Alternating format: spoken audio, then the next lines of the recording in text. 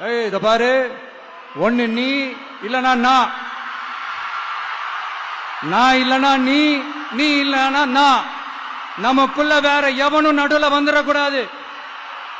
நாம 2 பேரால மட்டும்தான் மக்களை ஈஸியா ஏமாத்த முடியும். இந்த விஜய் வந்ததுனால நமக்கு பொழப்பே போச்சு. மக்கள் வேற அவனை தான் நம்புறாங்க. நாம வெளியே அடிச்சுக்கிற மாதிரி அடிச்சுக்கிட்டாலும் உள்ள நம்மளுடைய டீலிங் பக்காவா இருக்கணும். மக்களோட ஃபீலிங்ஸ பத்திலாம் நமக்கு கவலை இல்லை. நமக்கு டீலிங் தான் முக்கியம். மாத்தி மாத்தி ஆட்சிக்கு வந்துடலாம்னு நினைச்சோம், ஆனா அது நடக்காது போல் இருக்கு. அதனால நீ என்ன பண்ற?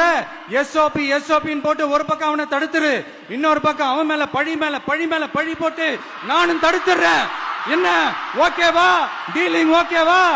ஓவர்.